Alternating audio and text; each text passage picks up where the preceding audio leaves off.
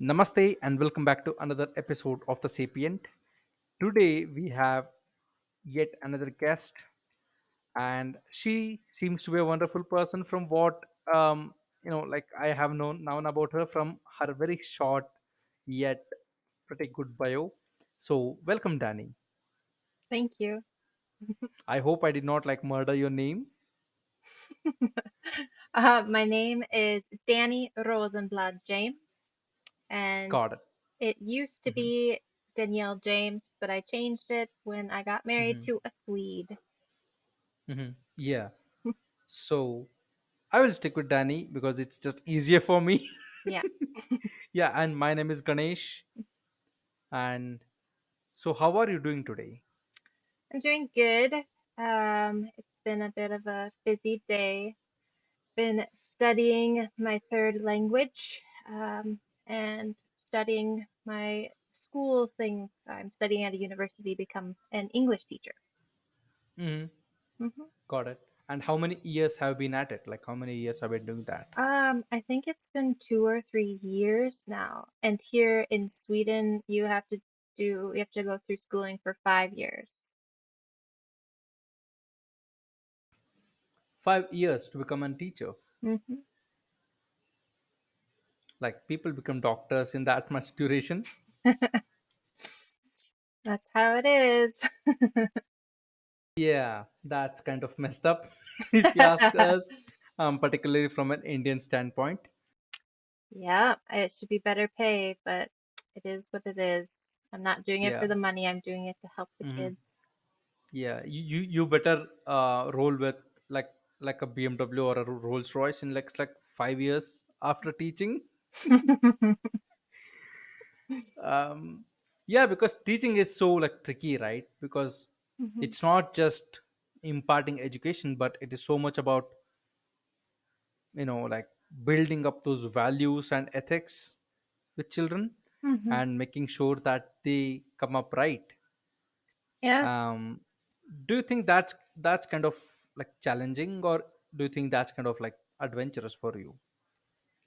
Personally, for me, I like teaching the teenage years of a kid because then they hmm actually can comprehend what you are saying to them. They can understand so much more. Um, and I feel like you can really help them at that age because they're going through so much in life, in personal life, in just puberty, everything. So I think it's a great time to help them become a better them. hmm and why English? Like, that's my kind of curiosity. Like, why English? Why not mathematics, geography, or physics? Well, I have never liked math or physics.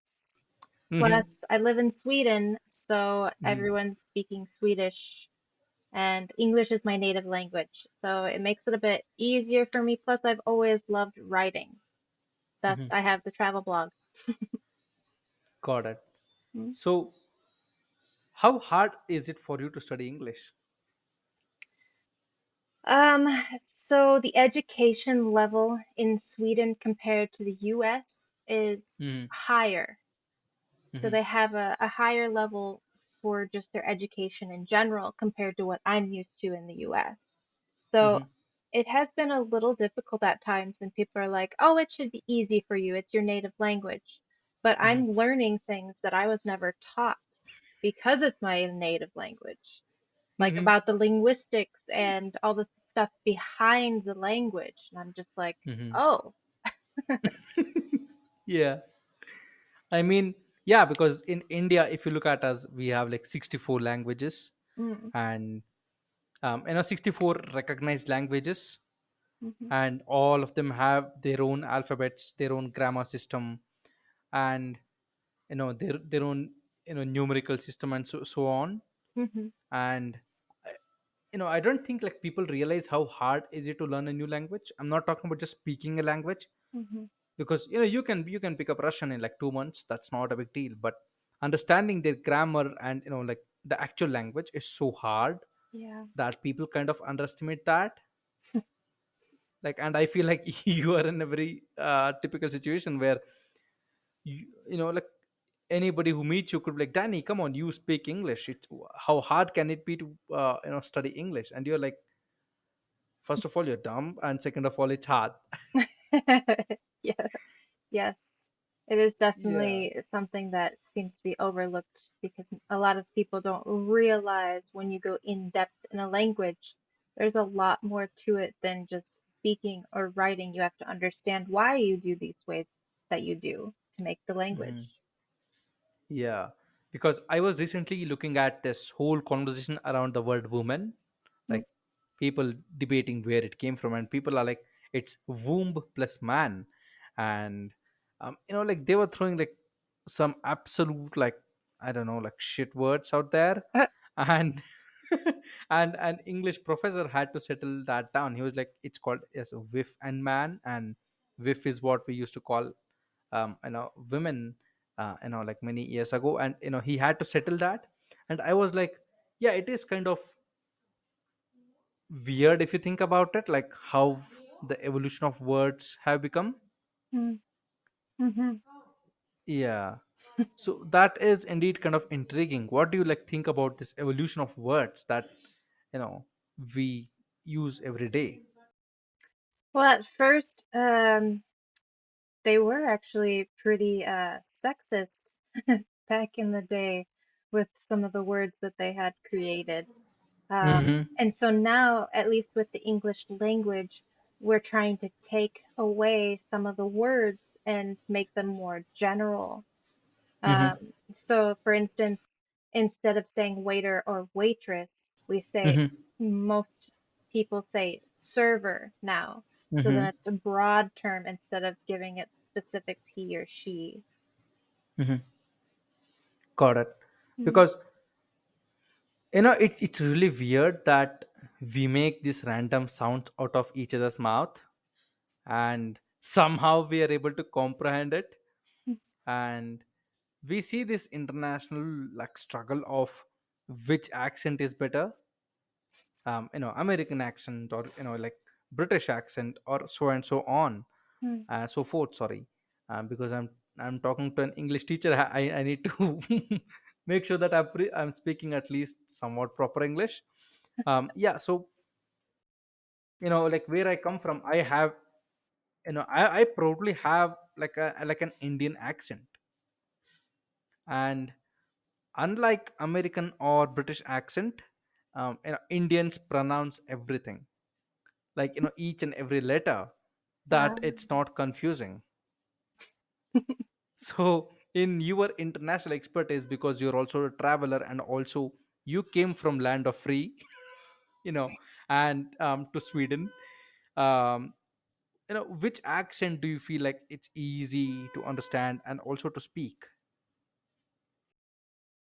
Oh, that's quite interesting. I think for me, it would be American English just because I grew up with that. So it's Mm-hmm. easier for me to understand. But there are times, like even with British English or other English, that it's hard for me to fully understand because they don't pronounce certain words that I'm used to being Mm-hmm. pronounced as I grew up with. Mm-hmm. Yeah, that's kind of like a very straightforward answer, where you are like, I'm American, I like American accent. But which American accent though, like the southern accent or the Californian? Um, it would probably be the West Coast or the Midwest. Mm-hmm. The South is, I've ran into people in the South that I didn't understand. Mm-hmm. Yeah. So, but it's not that I don't like it, it's just that it's a whole new learning experience where I would have Mm-hmm. to practice being around that, surround myself, Mm-hmm. and then it'd be better. Yeah. And what do you feel like Sweden accent of English? So here in Sweden, um, Mm-hmm. it's, I think 90% of Swedes are fluent in English, where when they Mm-hmm. speak English, you don't really hear an accent. They Mm-hmm. sound like American English or British English. Depends where they learned Yeah. their English from. Mm-hmm. Yeah, because even in India, like you can really like guess who, like from where someone belongs from the way they talk, Mm, especially English. mm, because um, there are many words that are just Indian words, like they don't exist in any other dictionary. Uh-huh. And um, yeah, it's like there are many words that have originated from Sanskrit and Indian languages that are made it to like English dictionary. And there are many words that have been Indianized. Mm, And Indianized meaning it totally carries its own kind of meaning, and it does not, if you like said those words to a foreigner, they would not understand what you're speaking about. mm-hmm. um yeah, because I cannot like remember the English name. It's called as brinjal. Let me just quickly look up what does brinjal mean in your English, Mm. the part that you can understand. Okay. Yeah, it's called as an eggplant. So what did you say? egg Eggplant. Eggplant. Yeah, Ah, aubergine or eggplant. yeah. So eggplant is called as brinjal in India. Okay. It's like like we have our own version of English that Mm, we speak here. And there are many English words that have come from our language too, because we got ruled for 200 years. mm-hmm. um, so for example, the biggest example I can give you is, I mean, this is going to sound like ironic, but the word loot, like, have you heard of the word loot? Yep. Loot comes from Hindi. Like, it did not exist in English. Mm, Its origin is from Hindi. And it's like British took the word and also the habits with them. mm-hmm. So I have always been fascinated by languages. Mm. um so what's your like kind of take on people who can speak like 4 to 5 languages? I think that's awesome. I just Hmm. recently was in Belgium and I talked to a local there, and she explained to me that it is common for them to know at least four languages there. And Hmm. I was like, wow, that's awesome. I mean, Hmm. I I wish where I came from it was more common for us to know more than just one language. Mhm. Yeah, yeah, because the most of Americans I talk to, they're like, I know English, you know what? I also know Spanish. And they're very thrilled to say that. Mm, And I'm like, yeah, that does not kind of cut out for me, because in here, my nephew speaks like 5 languages. mm, And it's just like natural. It's like, yeah. if someone in India said, right, like, I can speak 5 languages, they're like, so what? Like, you're not like supernatural, dude. Like, a billion people speak the same thing. And yeah, because in India, like, you have multiple languages in multiple states and multiple accents. Mm, So you had to take that also into consideration. um you know Throughout this language kind of conversation that we're having, mm-hmm. how do you think that English as a language is like, if it were a person, how confused that person would be? I think if English was a person, it would be all different colors and all different shapes, Hmm. because the English language has borrowed so many words and ways of saying things from different cultures.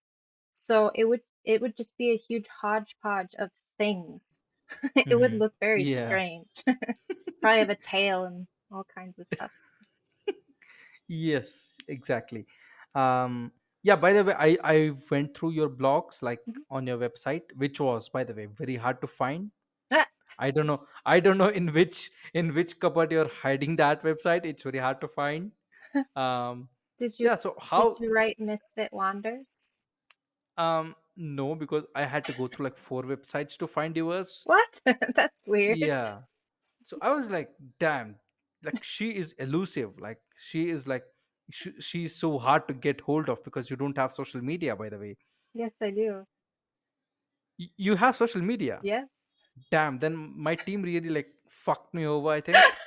And Yeah, I had yeah, because they were like, we cannot find her social media because they type literally every name that you have and all together, and they did so much circus but they could not find an Instagram or Facebook. Yeah, I And know. they were like, Cool. sorry, like we cannot find it. We Oh, can only find this one elusive website on this corner of the Google, where we had to dig 17 feet of soil. that's. um, yeah. And I was like, who is this mystery lady who doesn't have social media? Like, who is just doing blogging? I'm like, is she some kind of like, secret millionaire? Oh, I wish you would have told me. I would have just been like, "Oh, this is it," and he'd be like, "Oh, well, that's easy." Yeah. But, like the chasing is like the most like unique part of, doing podcasting, because Mm, when, because I might tell, my name is so and so, and it's up to you like how you're going to find me.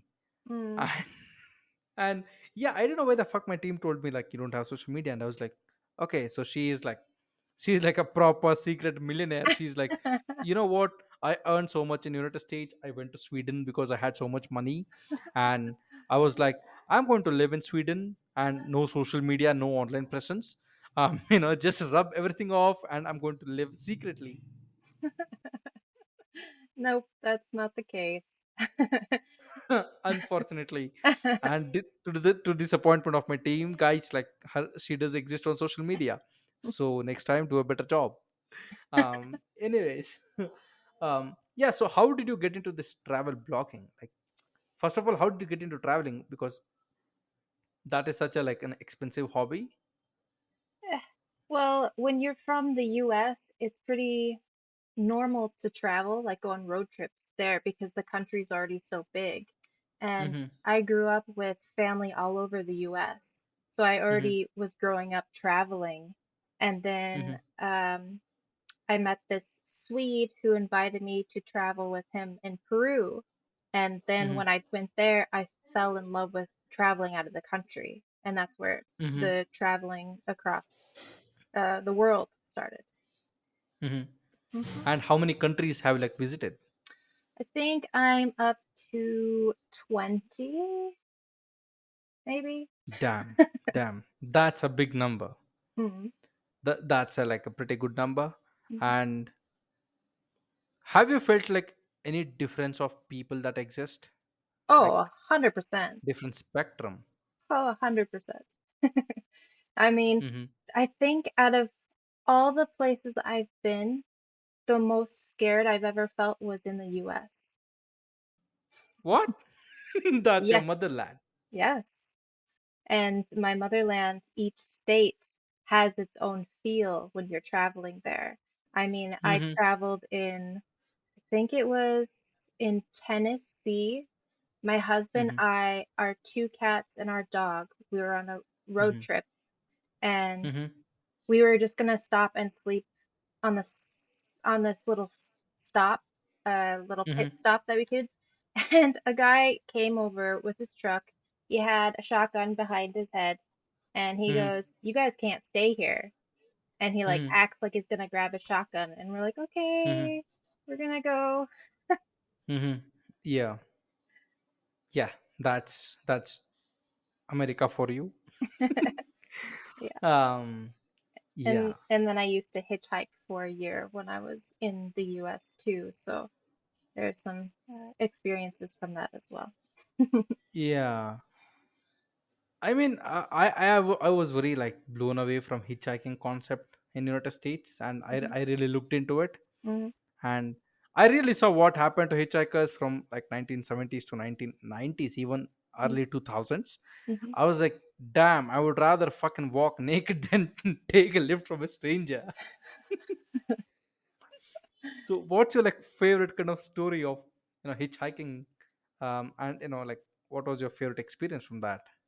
My favorite experience, I think it would be from this one guy that picked me up and my road dog, which is someone I was traveling with, this guy, and then my dog, my actual dog. We were traveling, and it was this guy that picked us up, and he actually let us stay at his RV park or something. Mhm. and he just like took care of us for the whole night and then gave us a ride to a good drop Mhm. off spot the next day. So I mean that Mhm. was really nice. And he Yeah. pretty much just like welcomed us out to his house like arms Mhm. open and everything. Yeah, that's kind of like, warm experience. Mm, But I'm pretty sure you went through like shit ton of bad situations where you were like, this might be sketchy. yeah. Yeah. And yeah, we are glad that you made out alive from that. Yeah. Because yeah, that is kind of like crazy, Mm. Well, especially when you like, sorry, yeah, you're saying something. oh yeah. So I never really traveled by myself. If I traveled Mm-hmm. alone, I always had my dog with me, and he was really good at scaring away the creepers. Mm-hmm. But And what breed was he? Australian cattle dog. Okay. It's a pretty Mm-hmm. smart dog. Got it. I thought you would say something like, like Neapolitan Mastiff or um you know Afghan Hound or something, which was Uh, like pretty big. yeah, it'd be really hard to Yeah. travel with such a big dog, though. Yes, definitely, definitely, that's big trouble. Mm, Because post COVID we have seen this kind of, like jump in people wanting to travel and mhm, um just explore life. Do mhm. you think that came from them being scared shitless? Where they were like, I might die from this thing, and if I make out of this, like I need to live my life.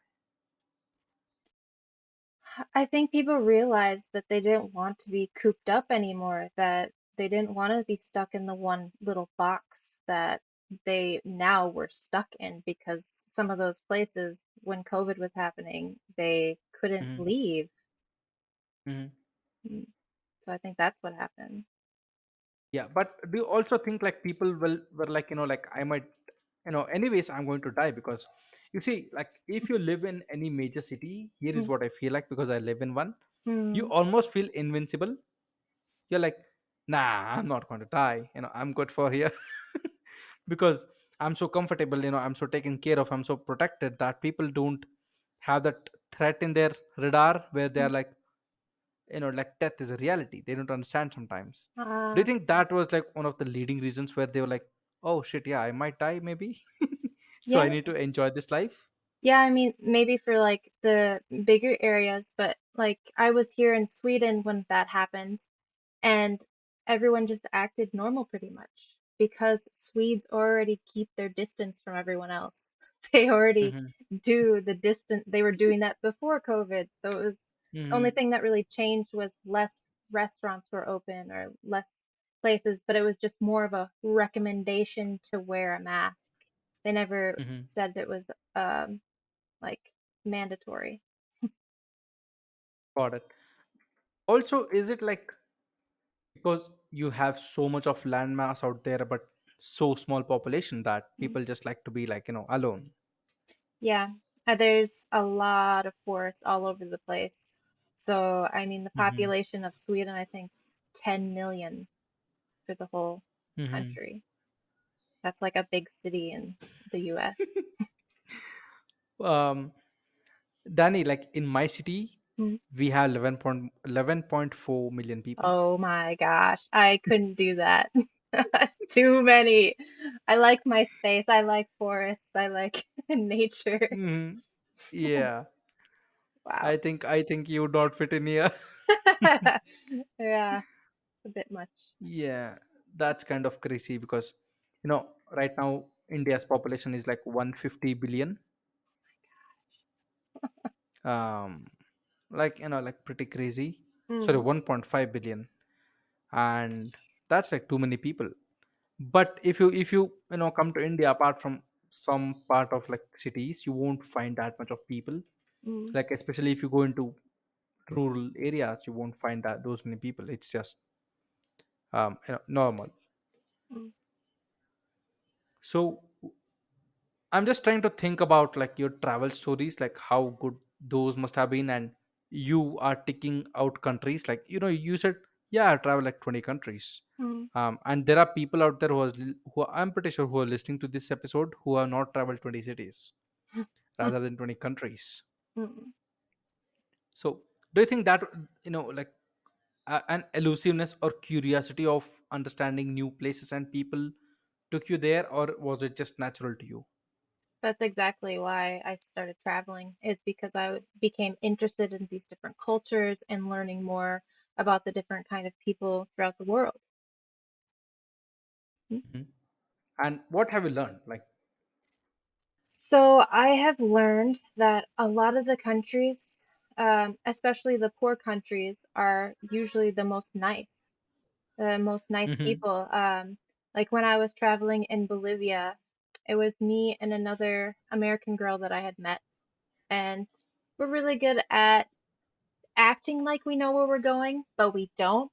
So we're lost hmm for a while.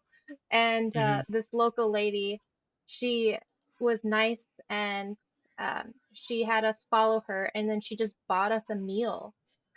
hmm And then she just like pointed us in a direction to help us find where we were trying to go. And I'm just like, hmm wow, like she went out of her way. She's dressed up in business clothes and everything, and she just helped us. hmm Mm. yeah, because most often, like, this might be a controversial opinion, but like the most sophisticated people are not the most nicest. Mm. People, but people who are like very bold and like very rude to you, Mm. and they're one of the most like genuine people because they don't give a shit about you, like, and they don't definitely give a shit about your feelings. So they're like, here is the deal, and like, this is it. And if they want to be like good with you, they will be like absolutely good with you. I know this sounds kind of weird, but that's what even I have observed from so many people traveling, even in India, that Mm. they talk about. Because if you get into cities, it's kind of cold, like people might not help each other that much. But Mhm. in village, like they could like, I have heard stories where, in my maternal village, right? Mhm. A foreigner came in, and they were a couple, and they were struggling to find residence. And they came in a very bad time because there were floods and other things happening in that area. Mm. And like, one of the poor families in that village, he was a farmer. And they just haven't that single cot bed where just two people can sleep. Mhm. They let that bed to the foreigners, and the farmer's family went to the pump house, where they store motors to pump water to the agricultural fields. Yeah. So they went there and stayed there for like a week. Oh. And and they would come into the house, they would check in like, how are you doing, do you need anything, do you need food, and they would cook food for them and everything. Mm. But they stayed in another place where, it's not good to live in a pump house or in a motor house because it's just Mm. freaking hot all the time.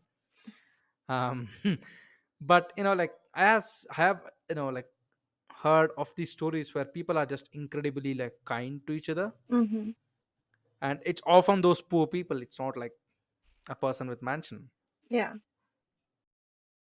I think um it's probably because they're happy with what they have, and many of those people that have a lot are not actually that happy. exactly. Because what you said made me like remember this like the wildfire happened in Mavi right now. Mm. Like all the billionaires are like, guys, please donate so that we can help people where they themselves could solve the problem without even blinking an eye. And they're like, would you donate, like, would you take $100 out of your rent and please pay us so that we can do some work on this land, when they have like so much money, and any kindness which is coming is from poor people. Mm. Yeah, it's brutal reality. Yeah, it is indeed like a brutal reality, but also, it feels like a pretty good thing Mm. that people who are not wealthy are rich people, and people who are rich are not wealthy. Yeah. But it's sad that those people make money into something so bad and it turns into Mm-hmm. something that is just full of hate or something else because they don't realize they think happiness is money. And then they find Mm-hmm. out that that's not the case, but they maybe never find out and they end up dying all alone and sour. Mm-hmm.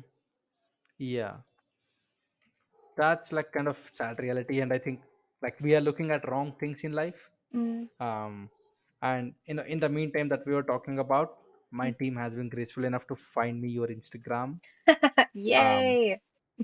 Yay, and you have a pretty good Instagram, and you are very humble when you said I have Instagram. You'd be like, fuck you, I own the Instagram. That's why I thought it was funny they could find me. Yeah, because you're playing with us because you gave us a different name than your Instagram. Oh, sorry. Yes, Yeah. my my web page or my website and my business, my company is Misfit Hmm. Wonders. Yeah, Sorry. that's okay. Like you just screwed us over, but that works too. That's not an issue. Um, yeah. So you have a pretty good following. Like, how did you build that app? Let's see. I guess that would be from consistency. Mm-hmm. Um, at first, it was just posting regularly, and then COVID Mm-hmm. happened, and then I kind of fell out of it, and it's been a bit hard to get back into it because people are not traveling like they used to. Mm-hmm. A lot of people are traveling more in their own country or in cities near them. It seems like they stay a Mm-hmm. little bit closer to home than they used to. Yeah, because um I was listening to another interview where a guy was saying, he wants to travel very poor, like very like economical, let's say. Hmm. He said, you know what I do? I look at news, and if they say like, yesterday certain place was bombed, and he's like, okay, I'm going to go there. Huh. Because there are no travelers there and there is heightened security, and he's like, the chance of happening again is very rare. And he's like, I want to travel there. And like, you won't believe, uh, after 9/11, the next day he was in New York. And then um, the day like United States pulled out of Afghanistan, he Mm, spent, I think, like 6 months in Afghanistan. And he only spent like, probably like, I think he said $4,000 in 6 months. mm. And he was just living lavishly, he was traveling everywhere. And he was like, this is my trick to save money. I just go wherever like bad things hit. Mm. So what's your kind of like tricks that you do to save money? Well, when I was traveling by myself before I had my son, I did a lot of staying at hostels, and that alone saves a lot of money. Plus, you can usually strike a deal with the hostel people, like you can do some work there where you get to stay there for free, or they'll give you free meals or things like that. Plus, if you travel to poorer countries, the price of everything is lower as well.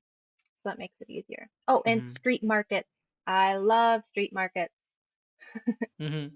for the food, Yeah. especially. Yeah, even in India, like, there is like too much street food we have here. Mm, And it's absolutely like tasty and very affordable. yeah. Yeah. And there is a guy called as Sunny. He does like food vlogs.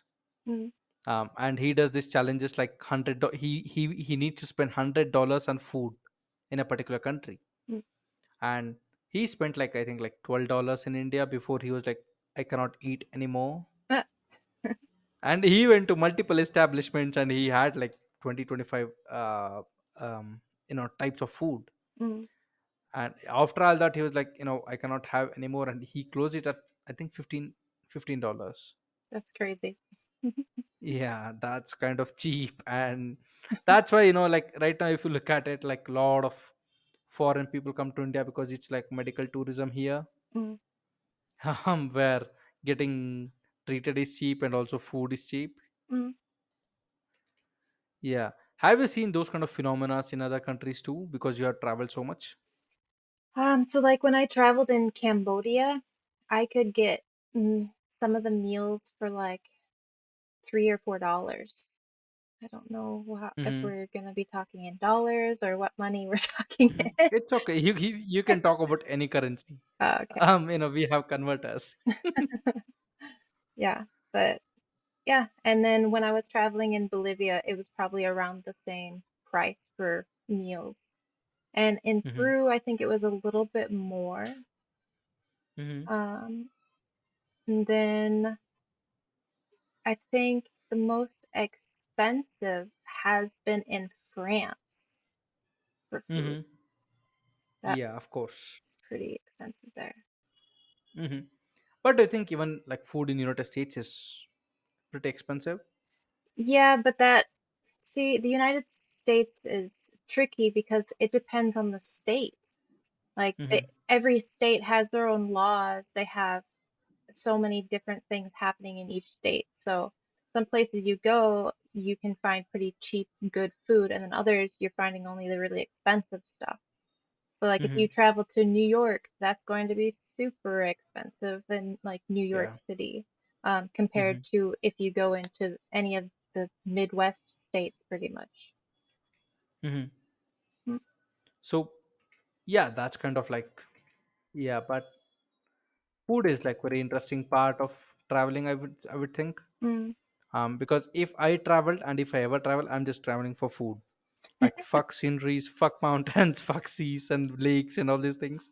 I'm just traveling for food because yeah, that's just me.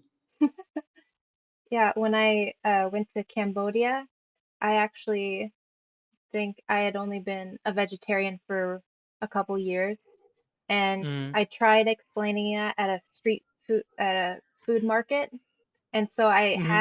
I had it written in their language and everything. And she Mm-hmm. looked at it and she goes, "Uh-huh." And then she gives me a meal, and I find out that it's just fried worms and some other things, and she was Oh my god. genuinely so like, uh-huh. And I was like, "Oh, thank you." And so I felt I had to eat it. So I'm eating it while she's staring at me smiling, and I'm just like my gut is feeling all weird. So after eating half of it, I was like, "I can't. I'm sorry." Oh, it was Mhm. rough. I think that I know was like I'm going to mess with you today. I don't think it was an old elderly woman, and I think she genuine Hmm. because there are people out there that they don't fully understand what vegetarian is. They think that a Yes. vegetarian can eat fish or vegetarian Hmm. can eat these other specific kinds of meat that's okay. Hmm. And I'm like, Yeah. no. Yeah. I still remember. I don't know why I just remember like these weird things, but do you remember like Gordon Ramsay used to do like Hotel Hell? Mm. In one of those episodes, a chef was mixing beef broth into a vegetable soup, and they were selling it as vegetarian. And when Ooh. Gordon Ramsay asked, like, why the fuck are you like mixing beef broth into a vegetarian soup? And he was like, that's how we have done things here. And I was like, the fuck are you talking about? And people were eating out there, and Ramsay like directly went up to them, and he was like, so you're vegetarian, right? And she was like, yes. And he said, you're allergic to meat and like dairy products. And she was like, yes. And he said, are you aware that this contains beef broth? And she just froze because she was just going to take another sip, and she just froze. She was like, what? And um you know that is so similar to what you like just mentioned, right? Like Mm, vegetarian is like worms. um that's kind of like weird to think about. Yeah, because even I'm a vegetarian. mm, So if I would ever travel, I would just say I'm a vegan. And even if people like, you are a weak person, I'm like, yeah, it's okay, I'm just vegan. That's even safer, I think. um because if you go to like Middle East, like there is camel milk.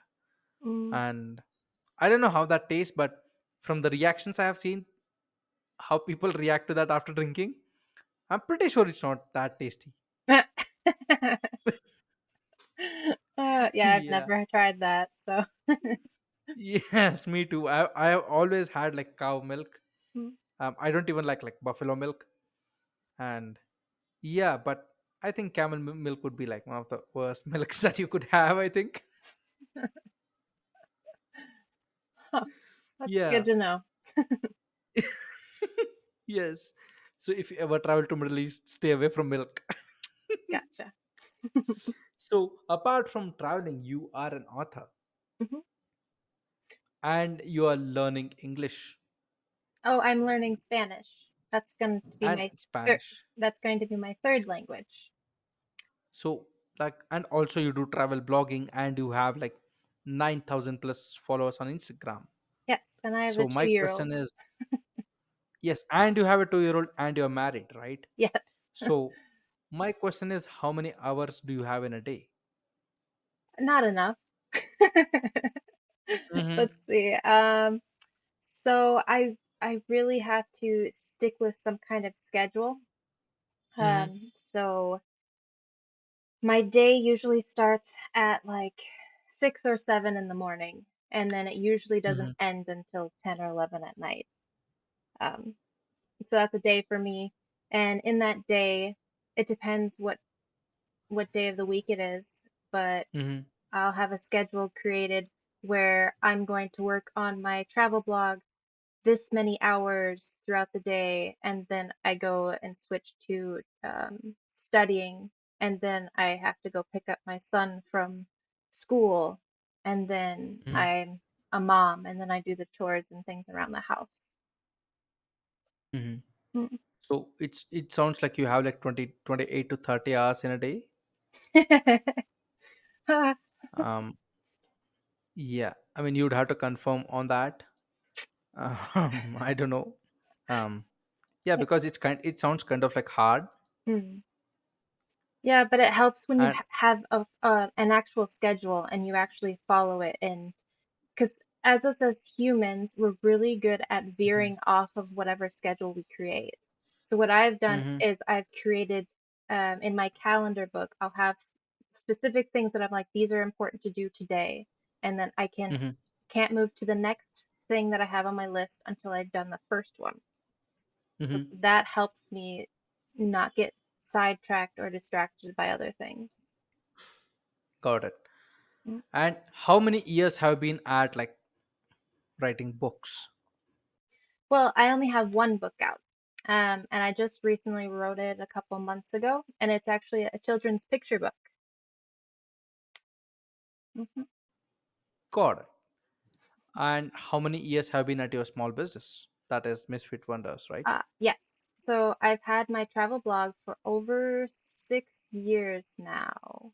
Hmm. Mm-hmm. Got it. And how is that working out for you? Because you've been at it for so long. Yeah, Like two presidents have changed. yeah, it's good. It's something that goes up and down because as you know, trying to stay on a schedule is very difficult. And I've had to relearn over the years how to get on top of it. Plus, then COVID Mm-hmm. happened. So then my website went backwards because no one was traveling for a while there because of Mm-hmm. COVID. Um, so now it's like I have to work on getting it going once again. But it's Mm-hmm. going good.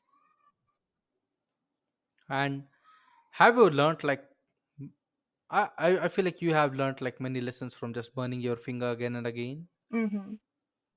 Yeah, What definitely. was that kind of experience for you? Um, my experience of learning, or what do you mean? Yeah, just learning from your mistakes again and again because you have run this business for so long. Yes. So having a travel blog is a lot more complicated than people realize. Um, Mm-hmm. Besides that, the whole system, like WordPress or the other platforms, they're always changing. They're always getting better. They're always adding new things. So you have to Mm-hmm. also learn those new things. You have to learn more Mm-hmm. about SEO. Now we have all these AI. So now we have to learn Mm-hmm. more about these as well, which is a good Yeah. thing and a bad thing. Hmm. Of course, because I am a digital marketer by professional, Mm, and I understand that, like, people cracking their heads when they look at these things. yeah. They're like, I don't understand this. Yeah, that is kind of like a tricky part. But my question is, why not YouTube? Like, why did you pick blogging? I think I just recently have been getting okay with myself on camera. I think that's why Mm-hmm. I didn't start YouTube. I'm trying to incorporate a little bit more of TikTok, but it's just really hard with all this stuff I'm already doing to add Mm-hmm. making a video plus editing it plus putting it out there. Mm-hmm.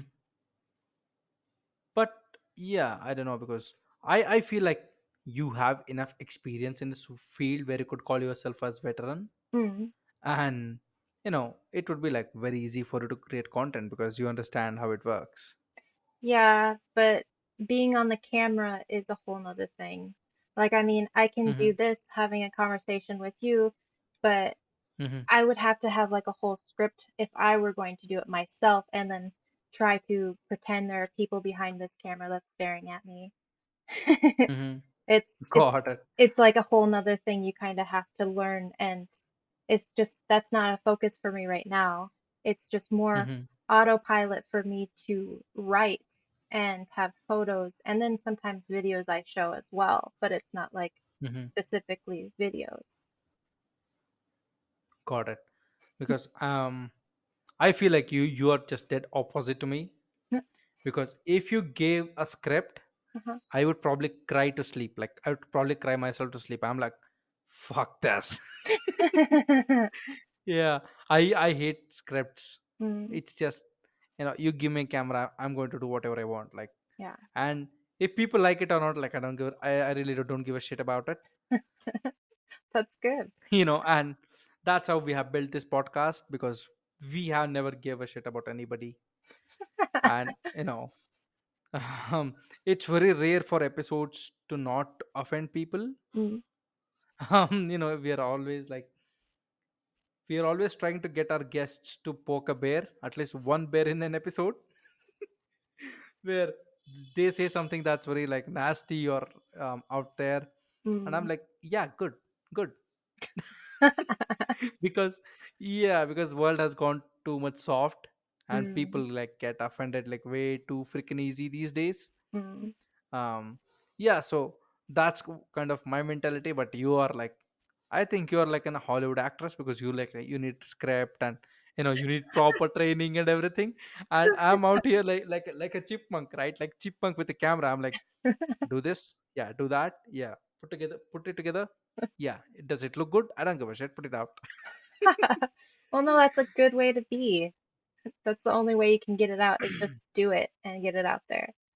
I just don't have time to add another thing to what Mhm. I'm already doing. Yes. Yeah, because you're already living on like 28 hours a day schedule. Yeah, I'm so I'm Yeah. so happy I have scheduling, so that makes it a little easier. Danny, like, I think yeah, we are exactly opposite to each other. If you gave me schedule, I would freak out. Yeah. That's like honest truth. Like, if you give me schedule, you would be like, at 8 o'clock you got to be here, by 9 you have to be here. Oh, I'm not like, that's not the schedule sorry. I meant. Uh-huh. Sorry, I meant Yeah, I I'm meant a like, schedule for all the things like, oh, this will post this day, this day, this day, this day, this day. yes, yes, So like exactly, that's what I'm automatic talking about. scheduling. Yes, that's what I'm talking about. I have a team Ah. to handle that. I can't do that. Gotcha. Yeah, Mm, because I'm like, okay, let's say I talk to Danny today, mm, and why do I have to wait like 15 days for the episode to come out? Like, I'm like that, right? I cannot like stick to a schedule. It's very hard for me. I'm like, okay, we shot it now. Yeah, just post it. Um, because by this conversation, you might have like figured out like we don't do a lot of editing. mm, um, yeah, because I feel like at the start we used to do, because we used to have like qualification rounds where we would talk to you off the record and figure out what you do and all these things. mm, And I felt like, because once I hit the record button, I felt so like disingenuine, and like so much distracted from reality. And I was like, nah, this is not for me. And because you see, like, okay, I don't know who you are, right? Mm-hmm. Like, I did not know who you are when we started this episode. I just read that particular bio, and I was like, okay, this is who Danny is. And also my team fucked me over, and I did not even have social media to look at you, like, okay, what she's doing. I was like, okay, let's figure out, right, throughout conversation, like what you do and who you are as a person. And I feel like that just works for me, Mm-hmm. rather than knowing you completely who you are and then talking to you, Mm-hmm. because that's just hard work, because then I'd have to pretend like I don't know you. You'd rather be real at the beginning. Yeah, I would rather be just genuine and Mm. make mistakes as I go, because I think, yeah, a few DMs might be coming at my way because I said you don't have social media, and some of you people might be like, who the fuck do you think you are, dude? Like, you could not figure out Danny's Instagram. By the way, she has 9K followers. Yeah, but that's a chance that I'm willing to take. um yeah. So yeah, it was like very nice talking to you, Danny. Like, thank you very much for making your time. And I know we did not cover everything, but I tried to cover almost everything. Mm. And this is your chance to like talk about your business, or where you want people to go. All right. So, everyone, if you want to find me, you can find me by searching misfitwanders.com. I am on Facebook, Instagram, TikTok, LinkedIn. I'm all over, so I don't think you'll have an issue finding me. Yes, guys, and I'm very sorry. I took Danny as a caveman, but it turns out she's exactly opposite to that. And Danny's website will be in the episode description, so please go there and check it out. And by the way, her Instagram is also very good. So if you guys could just search for Misfit Wonders and just go there and just follow her, because she has some amazing content, and she herself said indirectly, I don't know, because she said that I'm very consistent with what I upload. So Mm, yeah, your reels and your feed will be full of her. So just go there and just follow her and just show her support. And Danny, thank you very much for taking your time and being on the show. mm. Thank you for having me. Yeah, it was our pleasure. And to my audience, guys, this is the end of the episode, and if you have made it so far, thank you very much for your support. And yeah, this was kind of a non-offensive episode for you guys, like, where we did not offend you. I hope we did not offend you. But yeah, but until next episode, take care and bye bye.